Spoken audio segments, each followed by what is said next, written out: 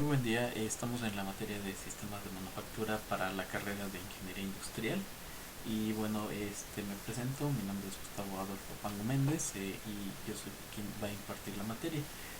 Yo soy ingeniero industrial y tengo una maestría en sistemas computacionales y bueno, vamos a comenzar. Entonces, vamos a comenzar el temario y bueno, aquí hay unas opciones para el uso del material de la materia. Puede ser laptop, una tableta, teléfono celular, fotocopias como última opción o como la opción que ustedes requieran, ¿ok? Bueno, recordemos que bueno, en el salón de clases se tiene que tener pues, el teléfono vibrador. No me opongo a las tecnologías. Si queremos ir al baño, pues es conveniente realizarlo sin interrumpir la clase ni a los demás compañeros. Y bueno, podemos tomar agua, pero sí, debemos de guardar lo más que se pueda silencio, ¿ok? Bueno, vamos con la primera unidad, evolución de la manufactura y su impacto en el diseño o selección del sistema.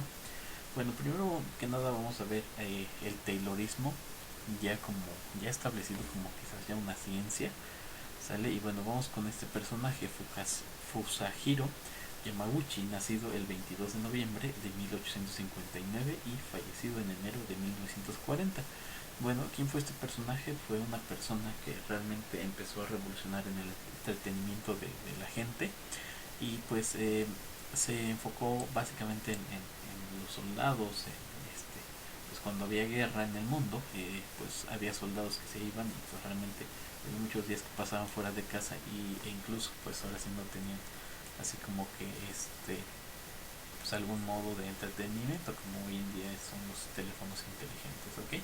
Entonces este señor diseñó pues un juego de naipes que pues realmente una característica era único y pues el detalle que cuando terminabas de jugar los naipes pues no había otra opción, ¿ok? Entonces bueno, el mercado fue limitado y posteriormente se generó pues un juego de naipes para tal los niños. Entonces aquí ya empezó a expandir el mercado y bueno, posteriormente se enfocó en la industria del entretenimiento electrónico que hoy en día la conocemos como Nintendo, ¿ok? Bueno, entonces vamos a continuar, es una breve pausa, ¿ok? Entonces bueno, vamos con Frederick Taylor.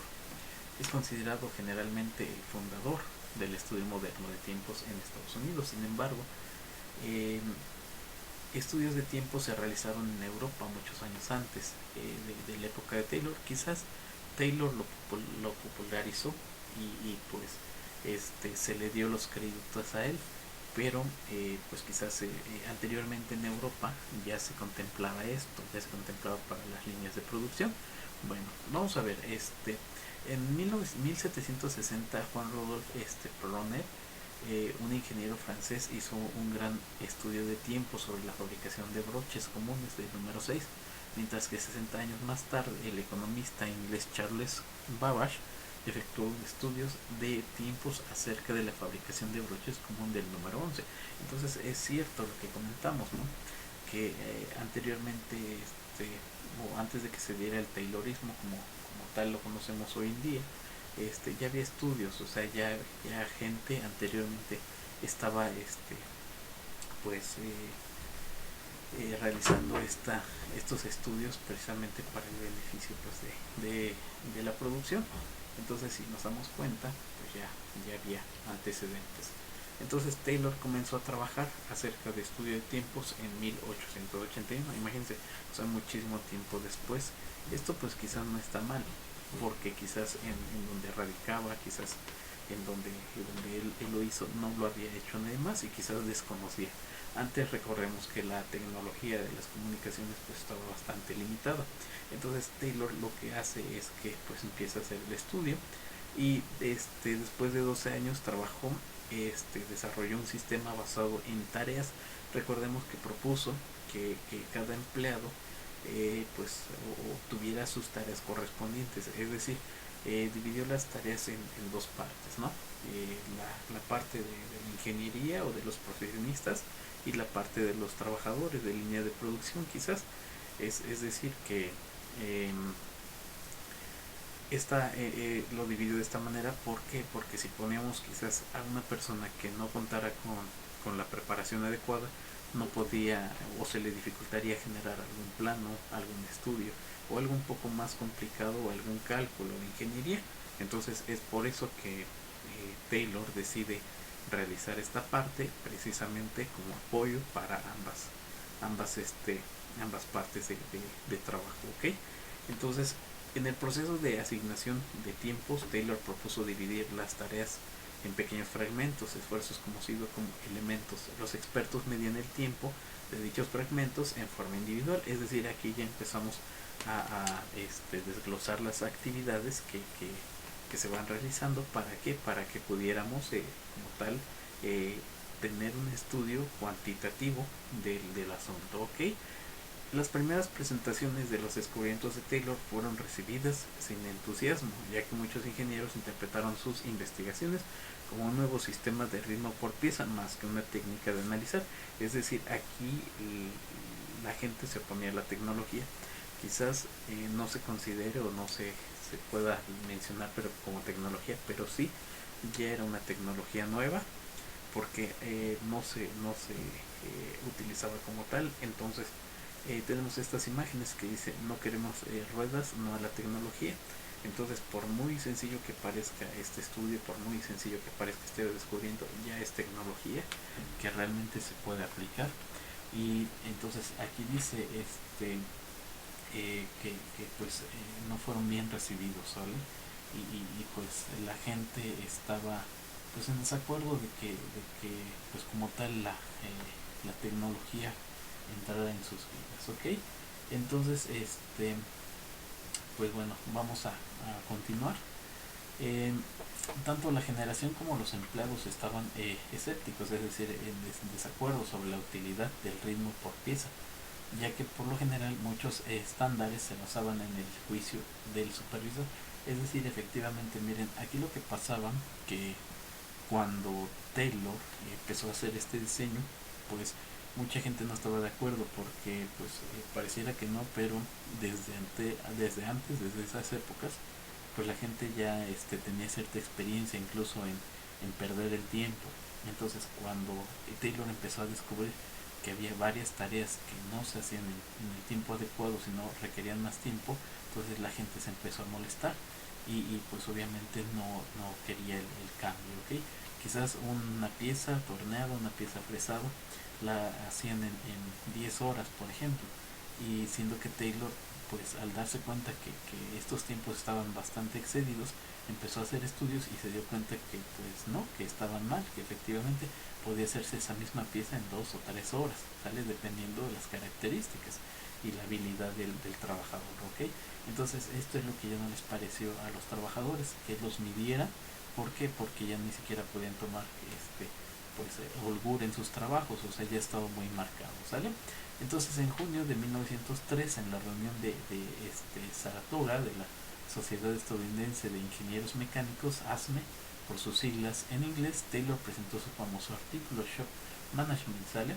Es decir, que aquí en la sociedad, pues obviamente ya fue a presentar sus estudios, ¿sale? ¿En qué consistía? Como les comentaba, estudio de tiempos, estandarización de las herramientas, reglas de cálculos e instrumentos similares para el ahorro de tiempos, bonos, tarjetas de instrucciones y creación de un departamento de planeación. Todo esto lo tenía, pero pues obviamente no era bien visto. ¿Por qué? Porque como dice la gente, ¿no? Pues así hemos estado trabajando durante 20 años y pues nos está yendo bien, y no es cierto. Muchas empresas quizás hasta trabajen con números rojos, ¿sale? Entonces las técnicas de Taylor fueron bien percibidas por parte de muchos gerentes de fábricas, y en 1917 de las 113 plantas que habían instalado el sistema de administración científica, 59 consideraron que ello los había significado todo un éxito, y 20 un éxito parcial, y 34 fue un fracaso. Es decir, no estaban acostumbrados a pues, los nuevos estándares y ritmos de trabajo. Posteriormente, en 1898, mientras trabajaban para la Ventler Steel Company, ya habían renunciado a sus puestos de Midley. Taylor llevó a cabo un experimento con lingotes de hierro que se convirtió en una de las más famosas demostraciones de sus principios. Efectivamente, de igual manera, quizás estos estudios de tiempos pues aplican en todas las industrias y en todos los servicios y en toda la generación de productos. Es decir, bueno, establecer el método correcto junto con incentivos económicos. Entonces esto es ya lo que realmente a las personas pues realmente les interesa, ¿no? Los incentivos. Y hoy en día estos tipos de incentivos se conoce como destajo, ¿sale?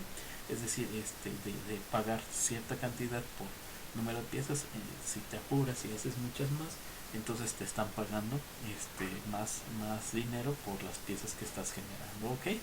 Entonces este trabajo se desarrolló con un incremento salarial diario de 1.5 a 1.85 dólares. Entonces la gente ya estaba motivada y realmente es lo que se necesita, motivación por desempeño laboral. Entonces otro estudio de Taylor en Bethlehem que ganó fama fue el experimento con palas, es decir, los trabajadores tenían diversas palas para recoger material. Uno de ellos fue las palas para carbón. Entonces, palas con mango corto para el hierro, cucharas con mango largo para el carbón, el ligero. Entonces, quizás nosotros, quizás por falta de experiencia, quizás porque no nos dedicamos a ese sector, quizás veamos las palas funcionales para todos los aspectos, pero no. Esto también define el tipo de trabajo por el tipo de herramienta. Si nosotros tenemos una herramienta más adecuada al trabajo, pues el desempeño va a ser mayor, ¿sale? Y si nosotros tenemos una herramienta quizás menos apta, menos adecuada, pues obviamente el trabajo va a disminuir, o el rendimiento del trabajo más bien, ¿sale? Otra de las famosas contribuciones de Taylor fue el descubrimiento del proceso de Taylor-White, ¿sale? Para el tratamiento térmico. Es decir, antes las herramientas, todos los artículos de acero pues únicamente se fundían y así salían al mercado. Entonces, ¿qué pasaba? Que muchos de ellos empezaban a romperse porque pues no tenían los tratamientos ni el proceso correspondiente. Desarrolló una forma para endurecer el acero de alta velocidad. Acero de alta velocidad y acero de herramientas son los mejores aceros que se pueden obtener porque son muy resistentes, ¿ok? Y bueno, entonces Taylor para cortar con metales, la ecuación de Taylor, perdón, para cortar metales, o ecuación de Taylor para la vida útil de las herramientas de corte. Es decir, aquí ya se aplicó, ¿sale? La ecuación de Taylor para que la durabilidad de las herramientas fuera mucho mejor, ¿sale? Entonces imagínense que en épocas anteriores una broca, o quizás un buril, un contrapunto, pues se rompían muy fácil y pues realmente habría que estarlo cambiando en todo momento. Entonces, a principios del 1900 Estados Unidos se enfrentaba un periodo de inflacionario sin precedente. La eficiencia mundial había pasado de moda y la mayoría de los negocios e industrias buscaban nuevas ideas que ayudaban a mejorar el desempeño. Efectivamente, entonces quizás en esta época, ¿verdad? Pues la inflación pues, se disparó, los precios cayeron y pues realmente lo que se necesitaba era un nuevo surgimiento. Sale Luis Brandeis, quien en ese entonces representaba una de las asociaciones empresariales del este de Estados Unidos, afirmaba que los ferrocarriles no merecían, o que en realidad no necesitaban el incremento debido a que habían sido negligentes, es decir, no querían que hubiera un estudio de tiempos ni movimientos, pero de igual manera, como comentamos, esto aplica en todos los sentidos, ¿ok? Bueno, posteriormente, Brandeis afirmaba que la compañía ferroviaria podría ahorrar $1.000.000 al día mediante la introducción de las técnicas elaboradas por Taylor. ¿Y esto por qué? Porque pues, realmente no tenían como tal una planeación, ejecución, preparación y control. Vamos a poner un ejemplo muy sencillo en donde quizás el ferrocarril al alimentarse de combustible, sale la gente o los trabajadores que se dedicaban en esa parte del ferrocarril echaban el combustible sin medida ni restricción. Entonces esto hacía que quizás una tonelada de combustible te durara como para recorrer cierta cantidad de kilómetros. Hablemos de 10 kilómetros, ¿no? Quizás estoy equivocado, pero vamos a suponer eso, que es para 10 kilómetros. Entonces el uso desmedido pues provocaba que pues quizás sí recorrías esos 10 kilómetros, pero pues el combustible se seguía quemando sin razón aparente. Entonces, cuando se hace el estudio de tiempos, de movimientos y pues quizás hasta de recursos, entonces se determina que por cada kilómetro se tiene que colocar cierta cantidad de combustible. Entonces esto pues contrajo muchos beneficios. ¿Por qué? Porque pues entonces ahora sí se estaba viendo el ahorro pues ya de más partes, ¿no? Y como tal la aplicación del estudio de Taylor, que es una parte que nos hace bien, ¿sale? Muy pronto pudieron experimentar una resistencia natural al cambio, es lo que hablábamos, por parte de los empleados y puestos que no estaban en posición de manejar problemas de relaciones humanas. Se enfrentaron a grandes dificultades, efectivamente. Entonces quizás el trabajador decía, no, pero ¿por qué le voy a echar esa cantidad de combustible si siempre le echamos lo mismo y llegamos muy bien, y con lo que tú me dices quizás no vayamos ayer? Entonces, de igual manera, resistencia al cambio y pues decir no a la tecnología, ¿sale? En otros casos, los gerentes de fábricas permitían que los supervisores establecieran los estándares de tiempos, pero esto casi nunca era satisfactorio. ¿Por qué? Porque muchas personas quizás eran pues quizás los líderes, quizás los supervisores, como aquí se menciona, pero quizás no tenían experiencia en el campo laboral, no tenían experiencia como tal en la línea de producción. Entonces ellos estimaban los tiempos, ellos quizás hacían una estimación, pero realmente no había un estudio previo, sino que pues ellos decían, ok, vamos a sacar 1000 piezas de un plástico, o de una rueda, o de un rin, o algún artículo, y decían, pues vimos que eh, la administración anterior lo sacaba en una hora, bueno, sigue con una hora, ¿sale? Entonces, o decía, reduce 10 minutos, pero no sabían por qué, realmente no tenían un indicador que les dijera en qué tiempo tenían que salir las piezas.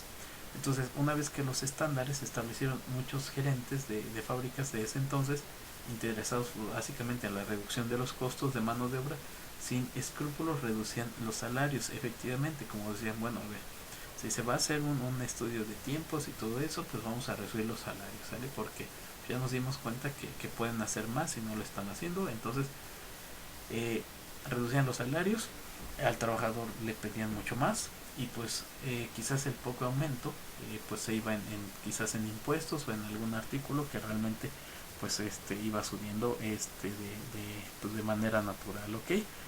Si algún empleado ganaba más de acuerdo a sus criterios, el resultado era una cantidad de trabajo mucho mayor por la misma y en ocasiones menor paga. Muchas veces se da esto, incluso todavía tenemos estas políticas, por decirlo así, en donde el trabajador, si como dicen, si quiere pues trabaja, si quiere pues igual pues haz lo que estás haciendo, ¿no? Entonces esto únicamente era acrítica, no tenía así como que ningún sentido el establecimiento de los criterios de paga, únicamente era porque pues así se hacía antes, y pues bueno, así lo vamos a hacer ahorita, ¿sale? Entonces, posteriormente a esto, los conflictos se dimensionaron por Estados Unidos, a pesar de que los múltiples casos de implementación favorables por Taylor. Entonces, como comentábamos, los trabajadores ya no estaban contentos porque pues al ver que podían producir más, pues el jefe les bajaba el sueldo y les aumentaba el trabajo, ¿no?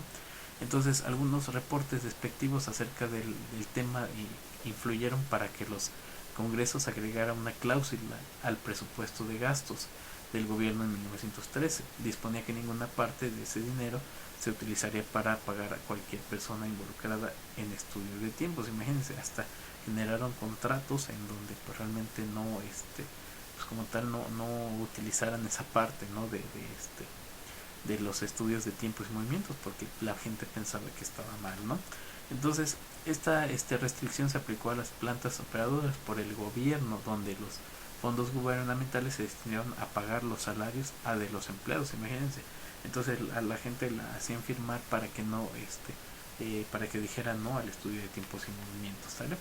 Y en 1947 fue la Cámara de Representantes expidió una carta que eliminaba la prohibición contra el uso de cronómetros y los estudios de tiempo. Es de interés mencionar que aún en la actualidad el uso de cronómetro está prohibido por parte de los sindicatos con algunas instalaciones de reparación ferroviaria. Es decir, no es que esté mal, pero pues muchas empresas piensan que es estresa uno al trabajador, pero pues no es cierto, sino es para tener mejores resultados en cuestión del cálculo de tiempos. Hoy en día pues ya creo que sí está mejor visto que se haga estudio de tiempos y movimientos con cronómetro. ¿Por qué? Porque así en verdad ves el rendimiento adecuado de los trabajadores, ¿ok? Y bueno, por último, pues también es interesante observar que el Taylorismo aún sobrevive en la línea de ensamblado en los pagos a abogados que se calculan en fracciones de hora. Efectivamente, entonces estas técnicas pues se utilizan para calcular todo eso, ¿sale? Es decir, tenemos aquí técnicas, teoría científica de la administración, principios, hombre como elemento de producción y planeación, control y ejecución. Es decir, todos estos elementos pues dan como resultado la teoría de Taylor, ¿sale? Que se aplica pues actualmente y pues bueno, es uno de los mayores inventos y logros que hizo esta persona, ¿ok? Y bueno, de momento pues es todo.